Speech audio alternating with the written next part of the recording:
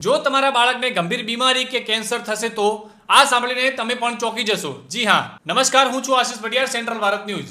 આ અંગે વધુ માહિતી માટે બનાસકાંઠા જિલ્લાના ડીસાના બાળ રોગ નિષ્ણાત એવા અંકિતભાઈ માળી આપણી સમક્ષ જોડાયા છે. ડોક્ટર અંકિતભાઈ, જણાવશો કે ₹5 અને ₹10ના પેકેટ બંધ નાસ્તા રોજ બાળકો ખાય છે, પરંતુ જો તેમાં હાનિકારક કે પ્રતિબંધિત તત્વો હોય તો શું બાળકોના સ્વાસ્થ્ય માટે જોખમ બની શકે? આવા પેકેટ બંધ નાસ્તા બાળકોના સ્વાસ્થ્ય પર શું અસર કરી શકે છે, જણાવશો સર? ચોક્કસ આશિષભાઈ, સૌપ્રથમ તો આભાર. આ બાબતમાં આ ખરેખર મારો એક ફેવરેટ સબ્જેક્ટ છે. પેકેજમાં મળતી વસ્તુઓ જે આપણને 5 અને 10ના લોભામણા વસ્તુઓ મળી રહે છે, જે ડેલી જે રોજિંદા આરોગવાથી બાળકના જે સ્વાસ્થ્ય અને ચોક્કસ આરોગ્યપ્રદ નથી. એ ખાલી સ્વાદપ્રદ છે પણ આરોગ્યપ્રદ બિલકુલ નથી. કારણ કે એ વસ્તુ જ્યારે બની અને તમારા સુધી પહોંચે ત્યાં સુધી લગભગ 3 થી 6 મહિનાનો ટાઈમ લેતો હોય છે. કોઈ પણ વસ્તુ ત્યાંથી બની પેકેજમાંથી તમારા સુધી પહોંચે 3-4 મહિના સુધી પહોંચે.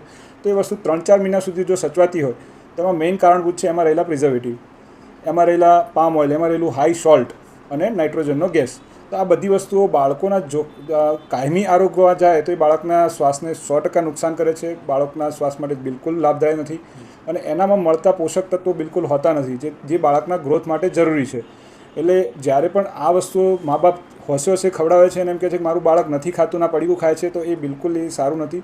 તમારા બાળકોને જેટલું બને તેટલું ઘરનું ફ્રેશ રાંધેલો ખોરાક બનાવીને જ આપો, જે બાળકોના બધા ન્યુટ્રિશનની પૂરી પાડશે. આ પેકેજ ફૂડ એ બાળકો માટે બિલકુલ લાભદાયક નથી, હાનિકારક છે અને એ પણ જો શક્ય હોય તો બિલકુલ બંધ કરી દો તો સૌથી સારું છે.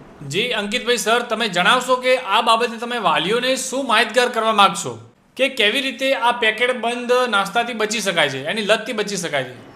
વાલીઓ માટે મારો ખાસ સંદેશ છે. તેથી પહેલી વસ્તુ કે તમે તો પહેલાં ઘરમાં લાવવાનું બંધ કરો.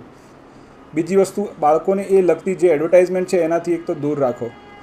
ત્રીજી વસ્તુ, આપણે લોકો મોટા લોકો જો એ વસ્તુ આરોગતા બંધ થઈશું તો બાળકો આરોગતા બંધ થશે. નહીં તો આપણે ખાતા હોય ને બાળકને કે તારે નહીં ખાવાનું, તો એ બાળક નહીં શીખે. બાળક હંમેશા તમારી કોપી કરતું હોય છે. એટલે તમે એ બંધ કરો. અને ચોથું, કે તમારી આજુબાજુના જે પણ બાળકો છે એમને પણ તમે થોડું ભેગા થઈને સલાહ આપો, કાં તો કોઈ વસ્તુ એવી કરો કે જેથી કરીને એ લોકો આ પેકેજના જે જાળ છે, ટ્રેપ છે, એમાંથી છૂટે. અને બસ આ બહારની જે ભ્રમિક માહિતીઓ છે એનાથી દૂર રાખો તો એ કાલ ઉઠીને ભવિષ્યનું સારું અને નાગરિક બનશે જ અને સ્વસ્થ નાગરિક બનશે એવી મારી આશા છે. જી ધન્યવાદ સર.